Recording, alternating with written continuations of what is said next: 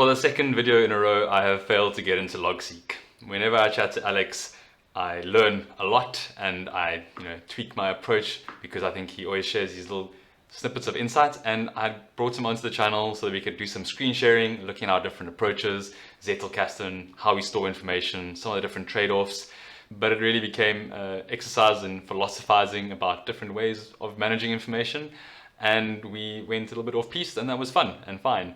So if you're new to Logseq, if you're new to this whole network note-taking approach, maybe this is helpful for you. I don't really know though. It feels like it would be a little bit difficult to grasp if I was coming at this from a beginner lens, but maybe you can go along with it. There's some interesting concepts about like highlighting workflows and why certain things might not work out for you, how to retain information better, how to structure your database. It's very, very high level though. There's no screen sharing of Logseq, which might make it a little bit difficult to grasp. In fact, it feels like it's almost more of a podcast. But anyways, I really enjoyed it. I've already spoken to Alex, and it looks like we'll probably do another session. So if you have any comments, think about those and drop them or questions, drop them in the comments box below. A massive shout out to Alex here. When I looked at his videos, I have changed the way that I do a few things, really just refining it. And yeah, Alex is a real power user in Logseq, as you'll see or hear. Maybe you'll hear it. So yeah.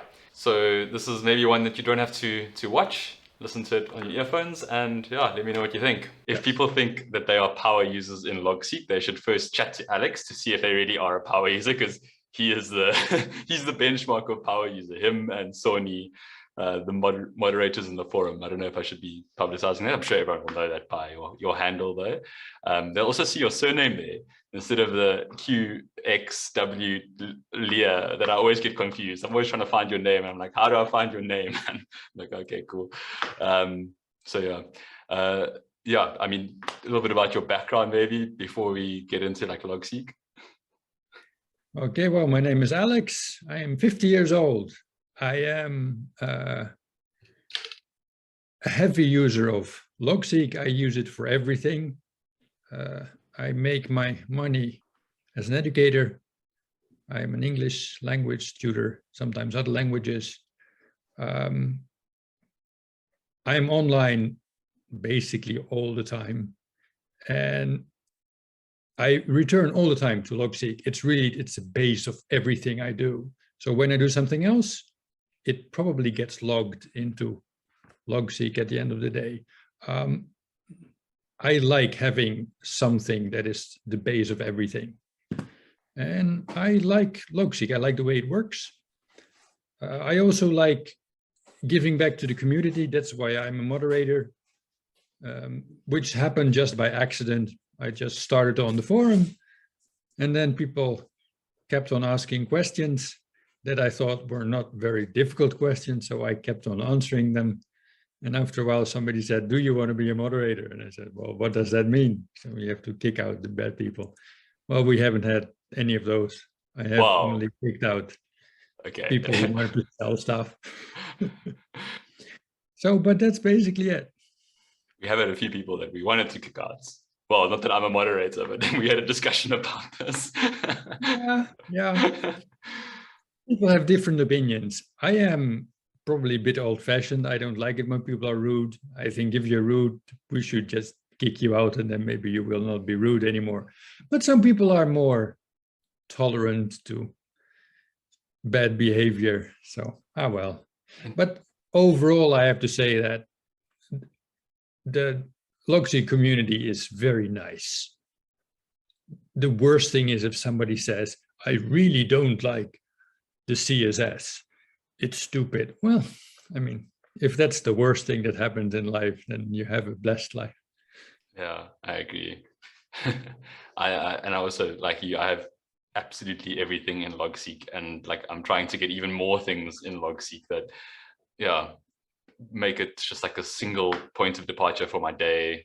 It already is, but like now I'm putting like photos in it, and yeah, I think I showed you I'm building like a mapping system in it, so everything is in there. It's like a nice memory bank as well. But yeah, it's very, very versatile, and yeah, you can do many things.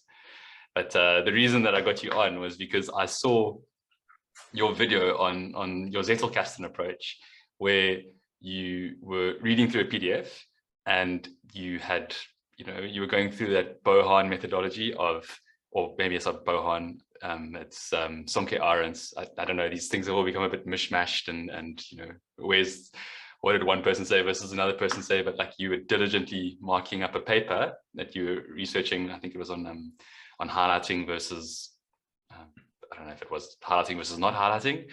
And it was just so cool to see someone doing it live with a PDF. And I like the way that you used your colors. I don't use my colors like with the highlighting, but I don't really highlight that many PDFs.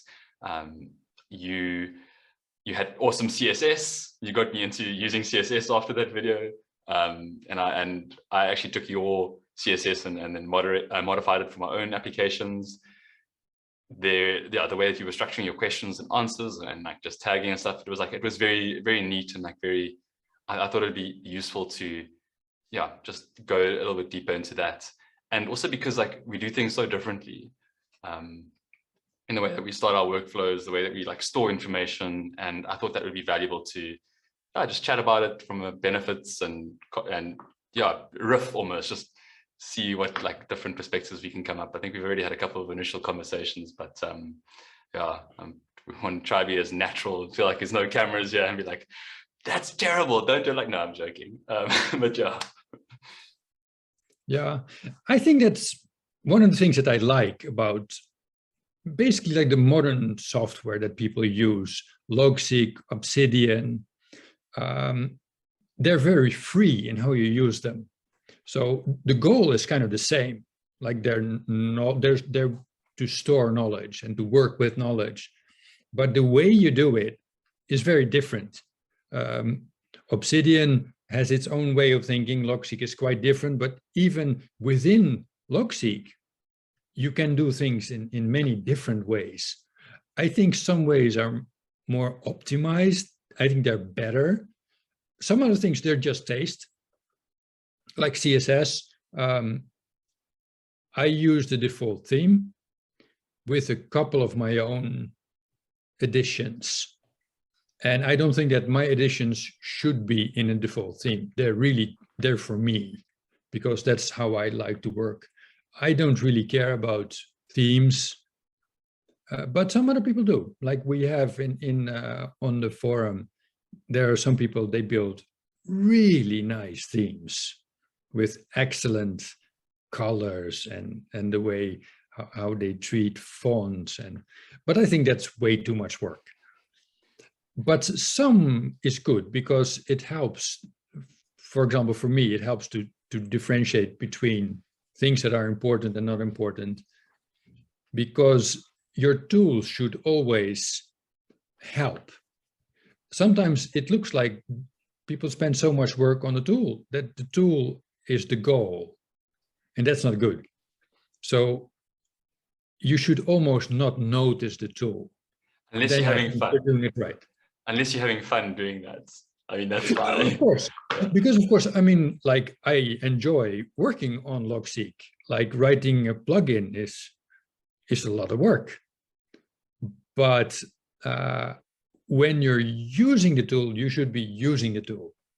And then you should no longer be tweaking the tool. Yeah. But sometimes it can be a little bit dangerous, especially when a tool is new, that you spend so much time tweaking it that you're actually not using it.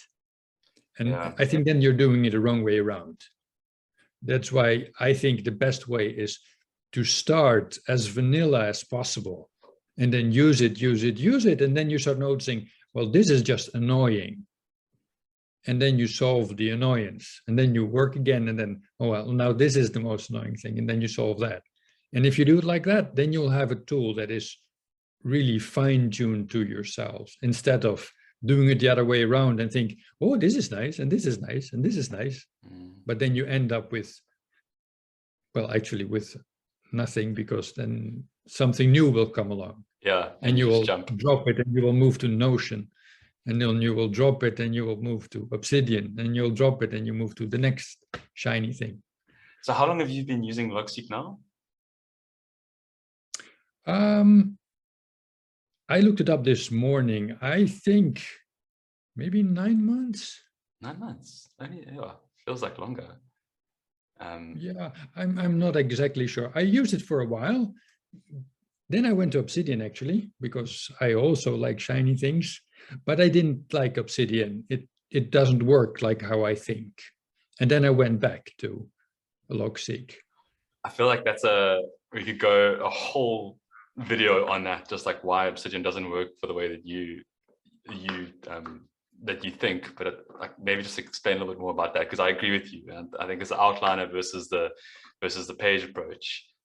Yes. And yeah, it's something which I only clicked like, I don't know, months into my journey, and I was like, oh, that's why I couldn't work with Obsidian, because I'd gotten into the Rome mindset of like, this is how block works and this is how block inheritance works, and Obsidian just doesn't give you that versatility. I mean, they're plugins and whatever, but they're still not as robust as like just having a native outliner application. Yes. Yeah, I think so too. But it's interesting that some people just are exactly the other way around. They don't like the outliner idea. Because like I was talking with Danny Hatcher, he is very active on YouTube, and he's the opposite. So many things that I think are great, those are exactly the things he doesn't like, and vice versa, which is interesting. And it's a matter of taste. Like one person thinks pineapple pizza is the best in the world, and the other person thinks it should be illegal.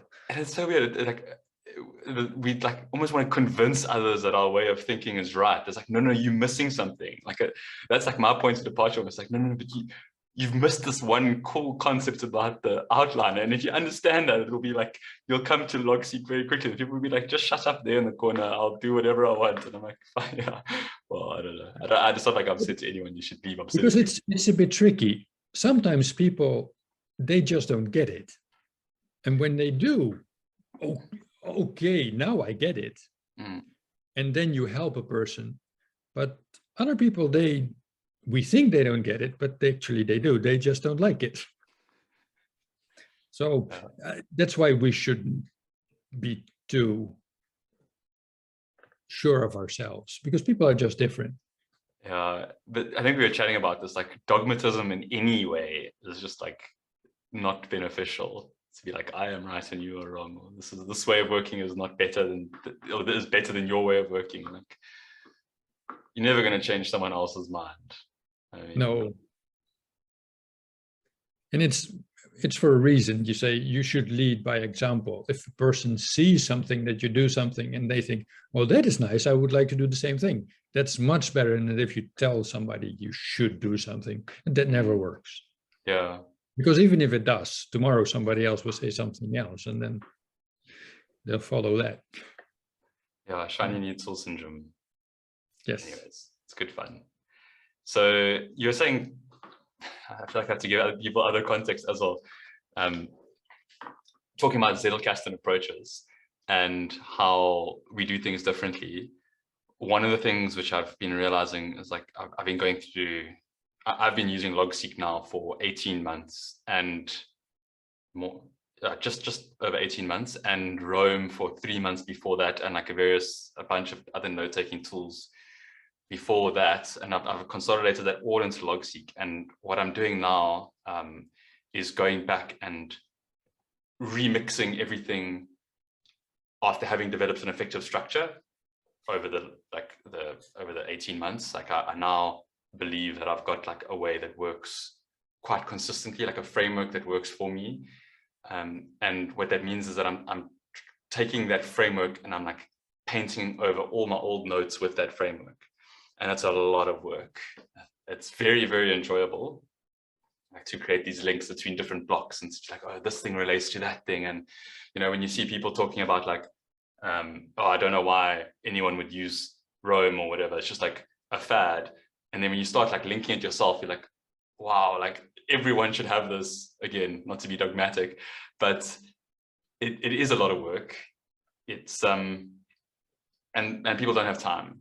So I think my approach is actually like I've developed like a more of a lazy approach that doesn't look at this like full detailed zettelkasten that a lot of people are attracted to, or that's like the first way that they think they should be making like an intense effort in creating a zettelkasten. And ultimately you do it for 1 or 2 books or 1 or 2 articles even, and then you're like, holy smokes, this is not sustainable. That's just impossible.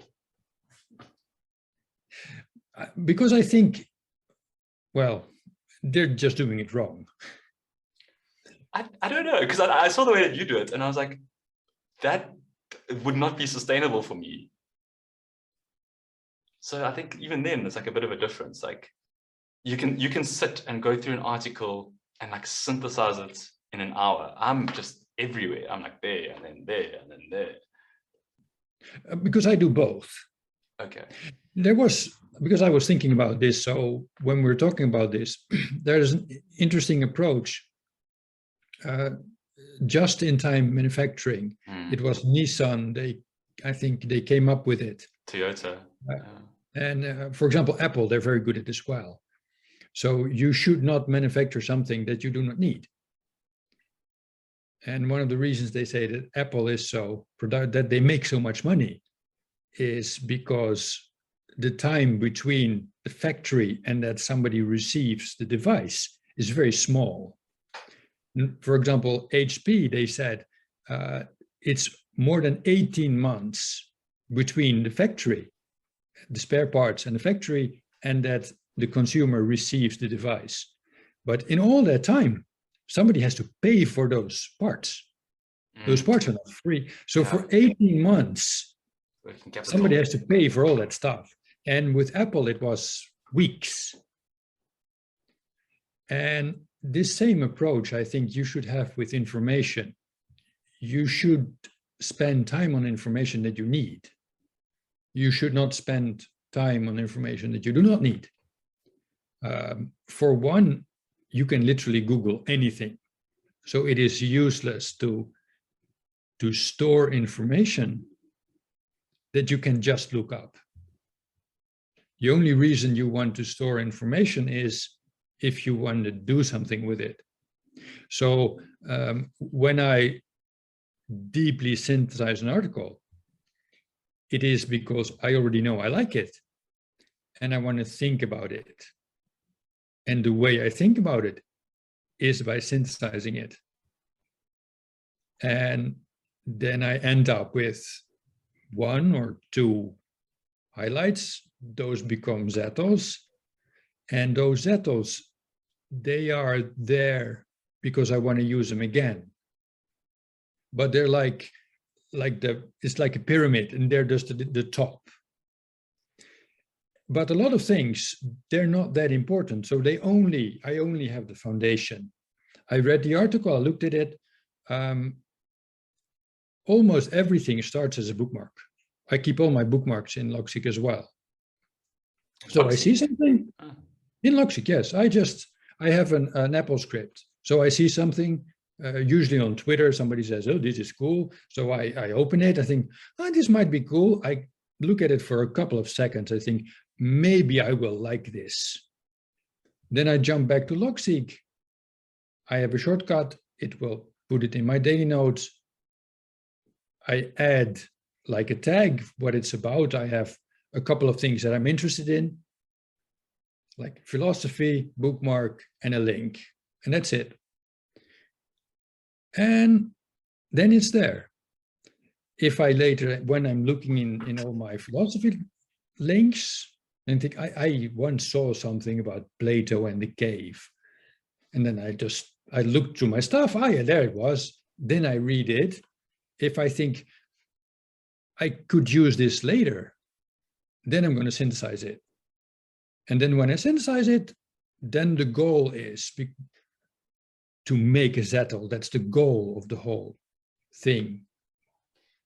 So it's still just in time ready for you, because I think that's the difference. Like it's like people who are doing it just in case, like for every article or whatever, it's like exactly maybe I'll need it, but you won't. But you no, it's just in time. Yeah. Because just in case is not sustainable. because the chance that you'll use it, and just in times mean, and just in time doesn't mean I'm going to actually use it today. It's just that today I'm super interested in Plato's cave. That is really my thing today. Yeah. So today I'm going to write, I'm going to make one zettel. That's my thing. And I like making the zettels, right? So when I make one, that's like, it's my fireworks. It's like, you. So it's not work. And that means that it is just in time because it's really my thing today, but it's not that I do it with stuff that might become useful one day. It's really something that is, for me, it's pertinent today and useful for the future. So it must be both of those things. That's so cool. I think there's as always, there's a spectrum though, and you should probably avoid the one end of the spectrum, which is like doing everything just in case. Like it doesn't seem like that seems wholly unsustainable. But then there's like a researcher's workflow, which is probably somewhere or something of what you're doing in the bookmarking, where you're saying Plato's cave, tag, link, whatever. But where the researcher has to apply a little bit more synthesis to that up front, so that they could theoretically, go and process that at some later stage. Because I was chatting to Joel the other day about the knowledge synthesis workflow, and he's just got this mass of notes that are, some are like half developed and some are fully developed. And the ones that are fully developed are going to be pertinent or going to be useful in other contexts, or in all future contexts. Like you can look back on them and they have been fully synthesized and claimed. And then there's like this other more not, I don't want to say like poorly developed, but like, they just have not as much effort has gone into like processing them, but they still have gone further than just a highlight and a bookmark, saying like, this is the claim that the author is making, this is the evidence that they're presenting. So there is still some synthesis before. It's not just going as like a bookmark into like a read it later app or into your bookmarking app. Yeah, I am not a big fan. I don't like the highlighting apps, because I like bookmarks, because there is too much information in the world. And when you have a bookmark, it has already passed one filtering. You thought it was interesting, or I thought it was interesting. That's why the bookmark exists. So it is better than Google. Yeah. So when I want to look into Plato's cave, I first look in my system. Do I have anything about it? Because what I have, that's better than what Google has. If I have nothing, then I will just Google for it. But what a lot of people do, they see interesting stuff and then they highlight it. And then they think they have achieved something. But highlighting by itself is it's useless, because you cannot remember your highlights. So you're like a toddler playing with colors, right? It's fun, but that's it. It's just fun. But when you synthesize information, so the goal of making a zettel is taking those notes, really thinking about it, and then you make one thought out of it. Then you have really thought about it, and you write that down, and you link that thought to your other thoughts. Only then have you actually read the article. Otherwise, you're playing with colors, and that's fine. I mean, there are even adults that do that, right?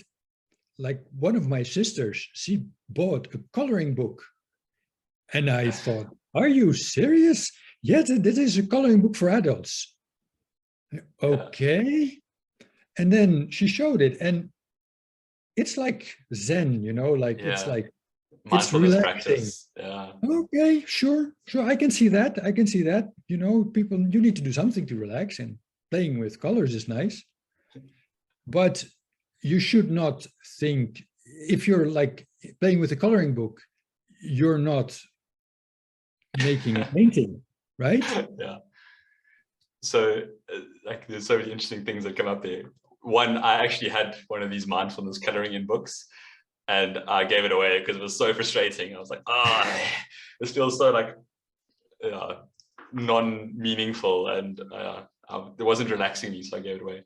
But on the highlighting thing, there's, I think, apps like Readwise. So I'm using Readwise's reader application, which is like like Instapaper or Pocket, which allows you to highlight and take notes as you go along. But before I was using that app, like all my highlights were just from like my Kindle books, and I would just highlight the thing and it would just come up on the app, and I'd be like, oh, okay, cool, that's like a highlight, very, very nice.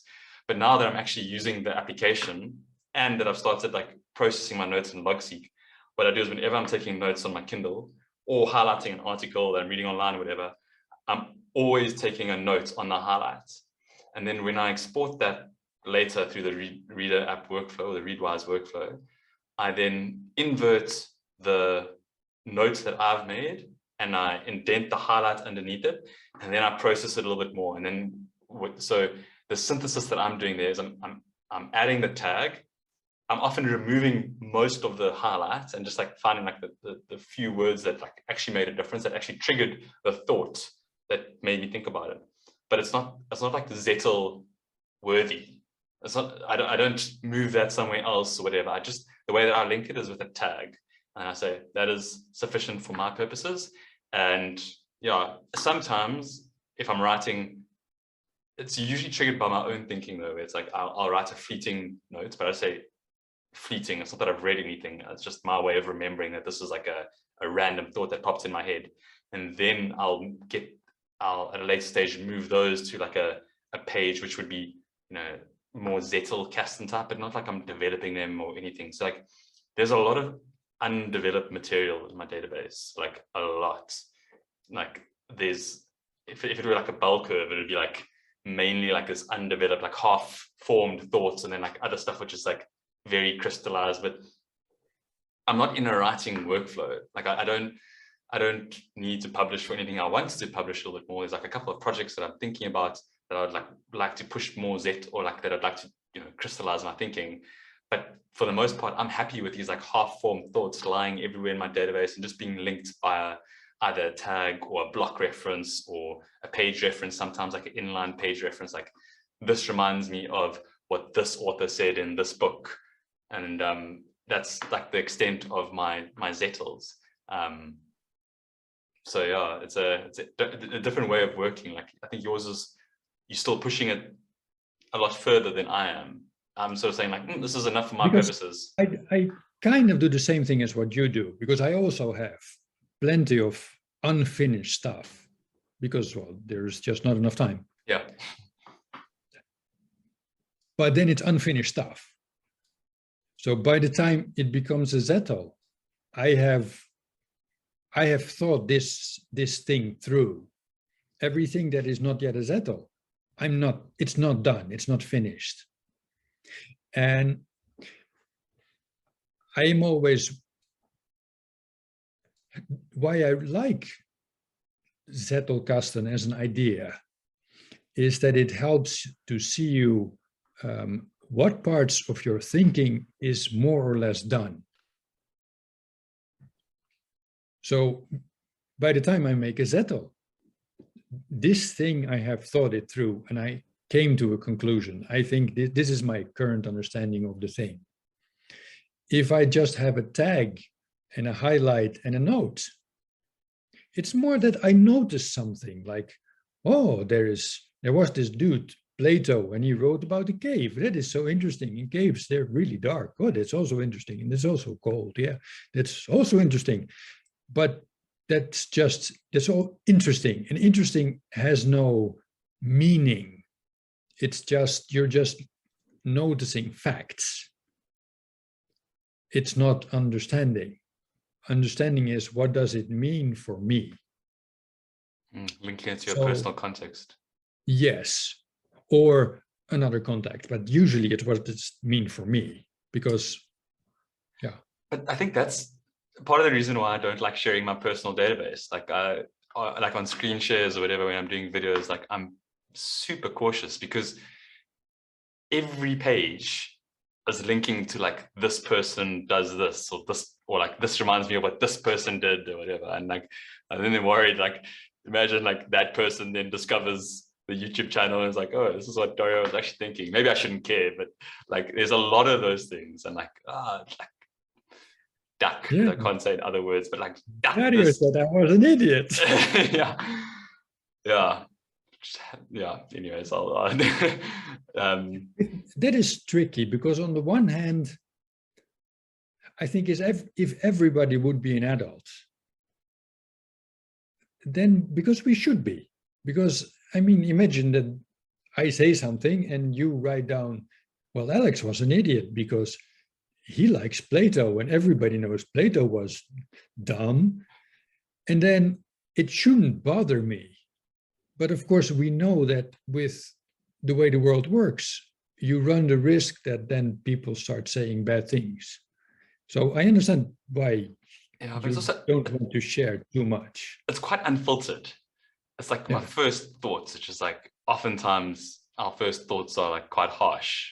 I think my first thoughts, and then I have to go back and temper it. And you know, I used to like write emails. If there was a need to like write an angry email, I would write it out in full force and then wait the next day and then like shape it and be like, oh, this is what I'm thinking.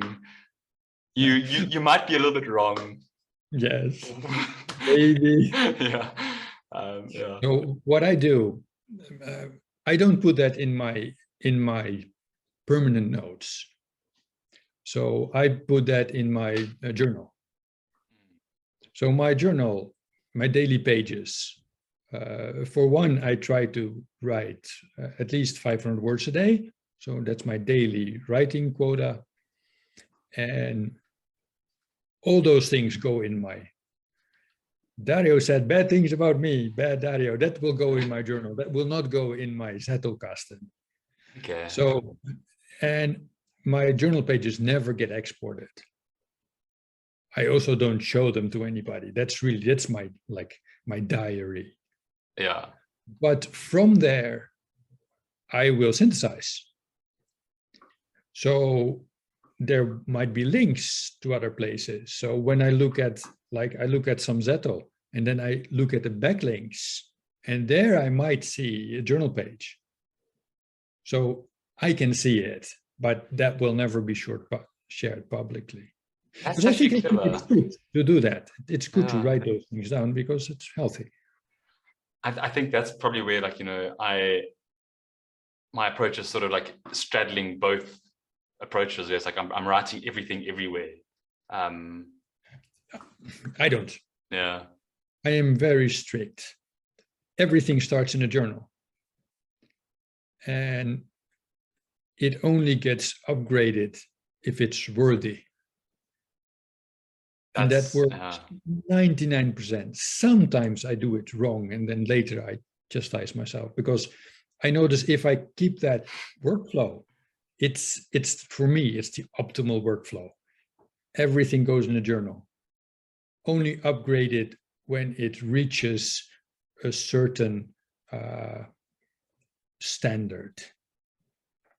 And then there's plugins for it. You can like turn a block to a page, and then from there you can use it differently. And the nice thing of doing it like that is that for one, it's safe. There is no weird stuff in my pages. There might be, or there is plenty of stuff in my journals that I don't want to share. But my pages, I could share all my pages, that would be fine.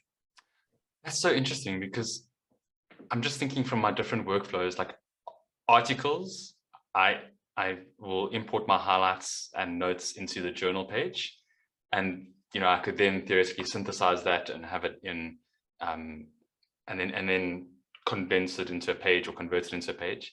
But when I'm processing books, I always process a book in a page. And then I could make an observation of like, oh, this part of the book reminded me of Alex and how Alex did this to me and how it like pissed me off or whatever. So then there's like that element, which is you know, that risk of that showing up in a page. Well, risk is a strong word, but it's interesting because you publishing your notes, or you have like a public Yes. sharing of your notes, and I don't, and for that reason, because it's just like I don't want to risk it. Yeah, for me it's the other way around. So I knew I wanted to publish my notes, and then it made me change some of my workflows. And then I started noticing, actually, it's a good way of doing things. So that is why. And things should be as simple as possible, because if you have to think too much, then it will not work. So that's why everything in a journal never gets exported. That's very easy to remember and easy to implement. And also why I like to do it like this. For example, if I read a book and the book reminded me of Dario, that should be in a journal, because every time I have an opinion about a person, it is time context sensitive, right? It is my opinion today. It's not my opinion last week, and it might not be my opinion next week. And if something is time sensitive, it should not be on the page, because pages are timeless. There's no timestamps in pages. That's really, I've started doing that, where I'll bring the block from the book sometimes into my daily journal, and I'll make observations there, but it's only because it's like very specific and not like, I don't know, or I will say /today in the page and then make the observation there. But I like your approach better, of like actually only talking about people in the journal. But I think there's too much emphasis on like context dependency. Like I can see that for thinking about like time and whatever, in a perspective of a person, but a lot of people like they say, oh, you want to have the context of all your notes and like everything that was happening around it. And I don't see the value in that. Like I think it's like going too much into it. Maybe this is like a hot take, or like it just. Yes, it is. It is. I remember, because this is not the first time you mentioned this, I think in a video or somewhere, because I remember you actually said this once. And I remember sitting in front of my screen and thinking, you're wrong, you're wrong, you're wrong. And then Alex wrote in his journal, Dario did something stupid. Somebody was wrong on the internet. Because tell me, I'm keen. I'm gonna change my ways. It's not that it's important, right? You can live without the context, but I'm convinced that literally everything is about context. Everything is always about context.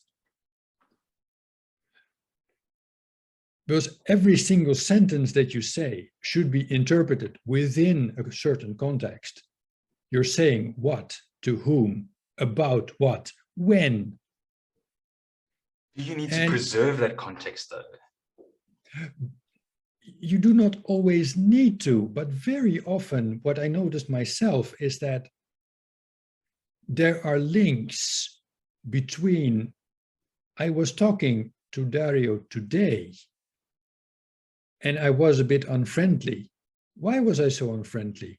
I was unfriendly because I overslept. Why did I oversleep? I overslept because I drank too much last night. Why did I drink too much last night? So everything is connected somehow. So, and it doesn't happen all that often, but sometimes you want to see. Or for example, I noticed that, why am I all of a sudden so interested in Plato's cave? Where does it come from? Oh yeah, because I was doing this. And when I was doing this, I associated that with that. You know, it's like with Sherlock Holmes. He was very good at that. It was almost like you could read somebody's mind. And then people thought, why? Well, because you saw this. And when you saw that, then you were thinking of this. And when you were thinking of this, then you were thinking of that. So, because everything is context related and everything works through association, it is nice to be able to go back to that previous association. But as you say, it's not always useful. Actually, it is usually not useful. So it is too much work to do it on purpose. But because my workflow is everything always starts in a journal, it's already there. And because everything is there, it means that also the brothers and the sisters and the cousins are there. So I automatically have all that context. I don't have to do anything. I don't have to link those things together. Yeah. But if you put everything in its own page, you are already structuring your hierarchy.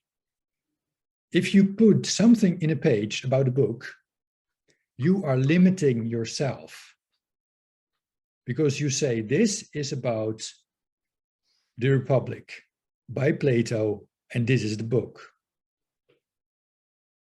And that's the context. There is no other context because that's the page. But if you are reading the book over, let's say, 4 days, and then you read chapter 1. So I read chapter 1 on Monday, and I have my notes on Plato. I link them to the book. Then on Tuesday, I have the next chapter. And before the chapter, I have other stuff. And after the chapter, I have other stuff. And now when I go to the book, I look at all my backlinks that are located on the pages. And I can see, yeah, I came to the conclusion in Plato, this and this. But honestly, that's a weird conclusion. Why did I think this? I can jump back to the journal. I look at my journal. Oh yeah, that's why I was thinking this, because I was angry, because I had overslept, because, so then you get an automatic context of everything when you need it. And that's just in time. I am smiling and laughing because I'm like, it sounds delightful. It sounds like potentially delightful to be able to do this. But I also like for me, the draw is to have everything in one place that I wanted. Like, yes, it's there in my linked references, and I can see it. So it'll be like I have links to the book, and then I have whatever, some metadata on the book. But then in that linked references part, I'll have to go through like all these different journal entries. Like what I'll end up doing is I'll drag all those things and drop them into that main page, because but I see what you say about the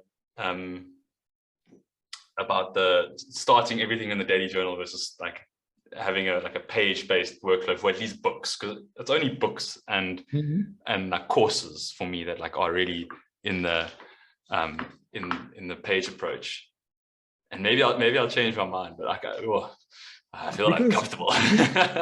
Because you can link everything, right? It's all blocks. True, and you can still link the days from the books, but that's not a nice way of doing it. I don't know. Because it doesn't really matter where the actual block is. Yes. The block can be, so because what I do, I start in a journal and I might move the block to the page, but the backlink is there. So the link still exists. Yeah. The only thing that is important, because it shouldn't be difficult, because if you have to do it by hand all the time, then it gets annoying and then you won't do it, especially because it's not that useful most of the time. And things should be as simple as possible. And also, one of the reasons why I like to put everything in a journal is I don't want to think about hierarchy. I don't want to think about what should go where. The only thing I do, I make a timestamp and I do my thing. And I close my timestamp and I open a new timestamp and I do my thing. And then when a process, like when a book is starting to become ready, well, then I spend maybe 20 minutes putting everything nicely in place. Because I don't see the point of transcribing a book. Why would I do that? That's useless. The only thing that's interesting from the book is my personal understanding of the book. right? Which means those are zettels. Which means they're anyway somewhere else because my zettels they end up being their own thing. Which means that the book, it's just a bunch of links.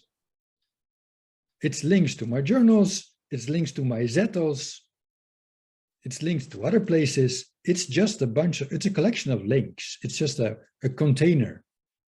So my approach is like I'll write things there and I'll leave them in the books with a tag so that I can find it again, or then I'll create a block reference to my main page of like structured thoughts if I want it. So yeah, that's like so. It depends a little how you want to, because like everybody, I did that too once. But then I started thinking that it's a preconceived hierarchy. And what I like about the idea of zettelkasten is, the idea of zettelkasten is to take ideas out of their previous context. That's, for example, why you make atomic notes. An atomic note is as small as possible. It is a self-contained unit. It doesn't need other context. It is its own context. That's why it's atomic. It cannot be smaller, but it doesn't have to be bigger. But if that is the goal is to make those atoms, then you should think, if it's an atom, then it doesn't matter where it lives. If it doesn't matter where it lives, then it should live where it is as easy as possible. And for me, that's a journal. Because then I don't have to think. Because the journal is literally automatic. I open Logseq, it opens today. Oh, it's today. I press a shortcut, I get a timestamp. Oh, so that's the way I approach it. Because otherwise, you end up with already having a context. Yeah. The context of this particular, and that's why I dislike Obsidian. Because now I have to start thinking about context. And when I do it with a book, then I always start thinking, where does it belong? And I'm starting to put it in boxes.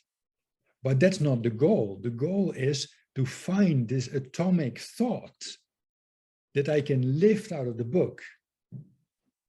I think that's an important distinction though. If that is your goal. Yes. If that your atomic note is your goal. And I think this is an important thing for like a lot of people, because they believe that they should be doing that. Like, I should be writing atomic notes that are independent and and I think that's like a pretty like labor intensive approach. And it's very good. It forces you to really crystallize your thinking, but not everyone is going to enjoy that process or like find value in it. And then everyone's saying, oh, you should like write a declarative statement, atomic note that is standalone and links to other notes. And that's amazing.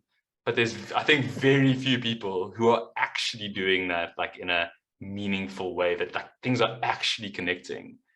That's my take on it. I don't have any evidence for that. It's just like sort of what I'm finding, you know, there's this like, you should do this, but there's, I don't know. You shouldn't do anything, right? Everybody should be free.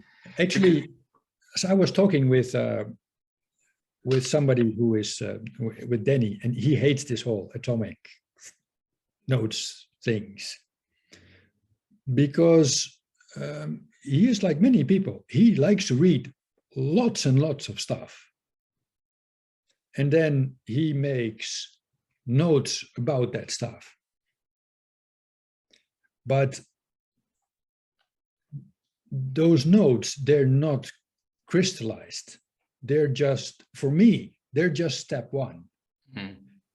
But if you do not need step number two, well, then it's fine, right? Because it is just in time. Yeah. I like the idea of just working just in time. Of course, for me personally, the risk is that you do everything so superficially that in the end, you end up with nothing. You know, like people who only highlight. Yeah. Imagine you have 1,000 highlighted books. How useful is that? Just parroting other people's ideas. We can do that. There's a lot of people who You can parrot do other that, people's yes. ideas and make a lot of money off of it. But probably you will not even remember it. Because usually when I make a zettel, I use that zettel somewhere in my daily conversations, or I want to show off what I just learned. I can show off one thought, but how can you show off 1,000 highlights? It's just impossible.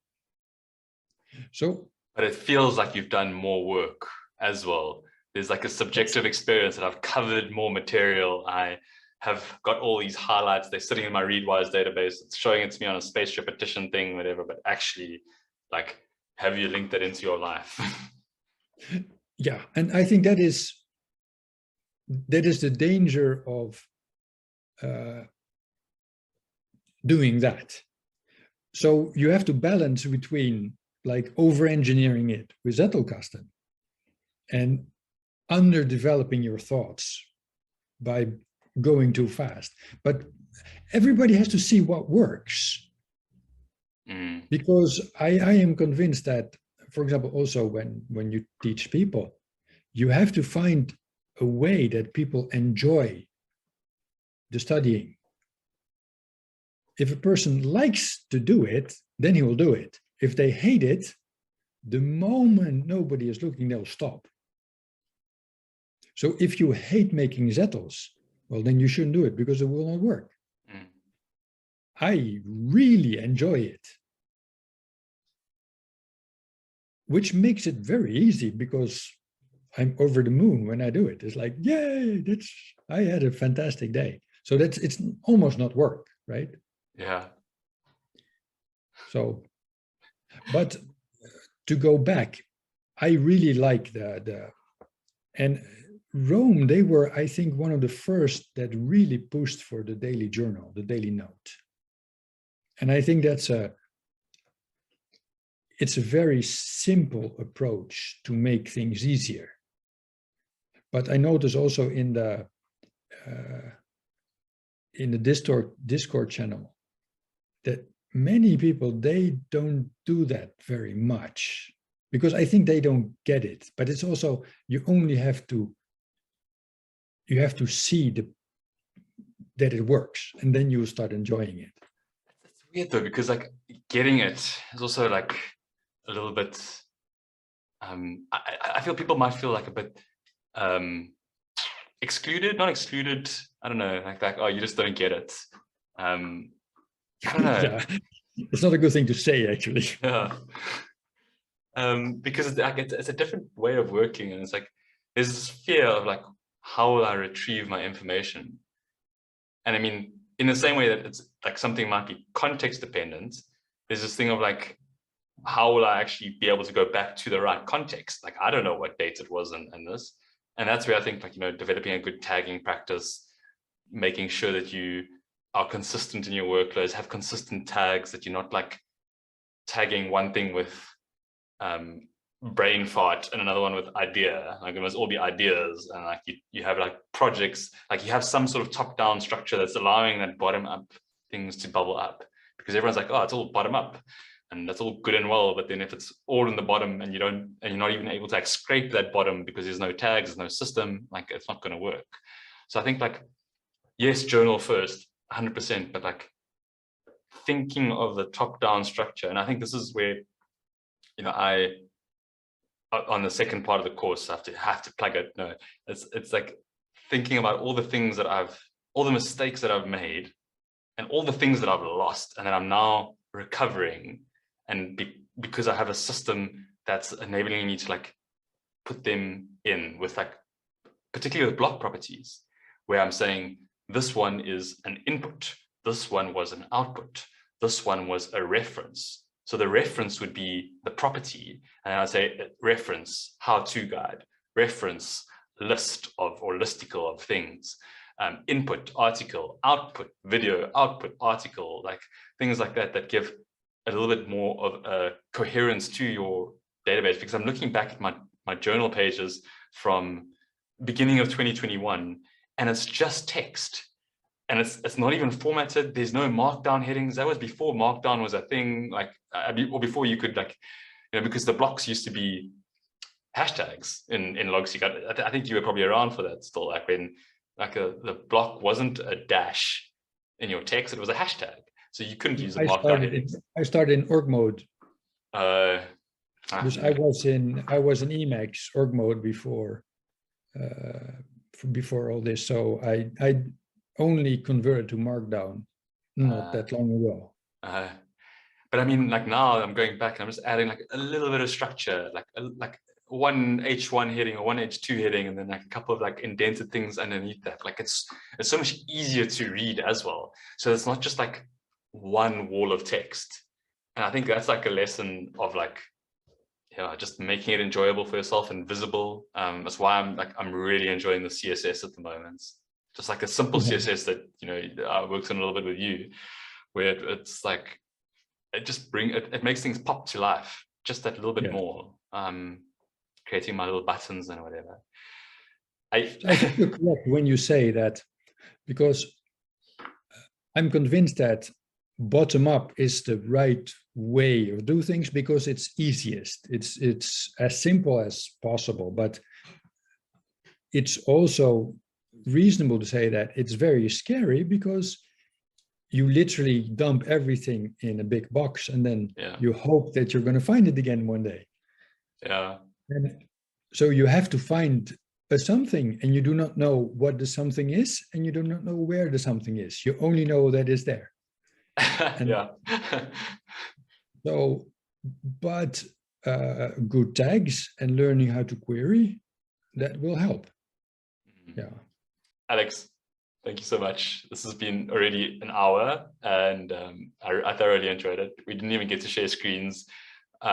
If people want to see more of you on the channel, I'm 100% willing to have you back on. Just drop it in the comments. I'm keen to have you back on, even if it's just for another conversation. So yeah, I think this was very illuminating, and just like the different ways of doing things. It's tough because you come to this tool and it's just like this blank canvas. Like, how do I do things? And there's so many different ways, and people are saying, oh, you should do it like this, you should do it like this. And I've found a way that works for me for everything, like a consistent, you know, framework. And I think you have too. And our ways are very different. So it's like, now who do I listen to? I don't know. Listen to Alex. He's got more experience with code. No, people, everybody, you should find your own system. It's good to look at different systems because then you know what is possible. But at the end of the day, because I think it's so amazing that literally two people can look at the same thing and one can say, this is great. And the other person can see literally the same thing and say, this is just terrible. Oh, what happened there? I lost your video. My camera went out. I'm back. Okay. That's weird. And smart people, like, you know, Danny Hatcher, yourself, right. Like, you know, it's not someone who hasn't thought about these things at all. Yeah. A friend of mine, he said, it's all pineapple pizza. Which one person will say is just great, and the other person thinks it's terrible. Yeah. And it's really like that. It's you cannot put a value on somebody's opinion because it's not math. You know, in mathematics, a person can just be wrong. But here, I mean, if a person is productive, he is happy, it works, he doesn't lose his data, he just does it differently, then, I mean, who are you to say that he's doing it wrong? It's like light themes and dark themes. One person will just feel better doing it this way. Yeah. But it's good to see the different possibilities, because in the end, you will probably, everything is a mix-up, right? Everything is a little bit from this person, a little bit from that person. And also the fact that the tool actually allows you to do it in different ways. There's also, yeah. Especially what I really like is that you can see the plugins are starting to grow up. The last couple of weeks, some really, really nice plugins have like appeared. Graph one, sure. The Graph one, I mean, that's I want to check it out. I haven't seen it. It is so amazing. So I think it's going to be, the only thing we still miss is share. Two persons who have one shared graph. When that is there, this is going to be the best piece of software possible. But there's going to be problems. I think that's like something there are going to be issues. There's going to be bugs. There's going to be data loss. Yeah, that's life. But people must like, I think it's still in beta. I almost like want to say to people, just like, make sure you're backing stuff up. Make sure you don't like it. Yeah. Like it's horrible to find out that you've lost information. It's only happened to me on a handful of occasions. And most of the time it's because like I didn't even know what I was doing. I was just like, oh, it's just gone. But it's just, yeah. When that sync comes out, I feel like it's going to be a big hurdle because everyone's going to expect like a polished product. And the reality is that it's always in a state of polish. I mean, I'm still using version 0.7.3 because 0.7.5 didn't feel very stable. And someone reported a little bit of data loss. I was like, I'm just going to be safe here. But like it's difficult when you like the tools getting like such a massive following to manage everyone's expectations. That's true. I have not had any data loss for I don't know how long, but I have good habits in place. Everything automatically goes to Git. Everything gets backed up. I have a shortcut to save my graph. So I can say Command S, it will save my graph. Save. But it's doing that automatically, isn't it? Yeah, but you can also do it by hand. It does it automatically, but every once in a while it's slow. So if I'm going to do something potentially weird, I will just save. And this is why I say you're a true power user, and I'm just a monkey with a hammer. So, anyways, thank you so much. I'm going to stop the recording. Yes. Once again, massive thanks to Alex. I'm going to leave some of his links in the description below. He also has an affiliate link for my course. So as in the previous video, if you want to support him and me at the same time, you can use that affiliate link, but do whatever. He is incredibly active on the Logseq forum. He is a moderator, but he also has created a number of very cool plugins. So go have a look at that. Yeah, thank you, Alex, for your contribution. And thanks again for watching. I hope you enjoyed this. And as always, I appreciate feedback. It's nice to know how to take these conversations forward. I am quite enjoying this format. It feels like it's less pressure. There's a lot of editing required and going and finding timestamps. So if the timestamps were helpful to you, please let me know so I can carry on doing it. Otherwise, I'll just stop doing it. But yeah, cheers.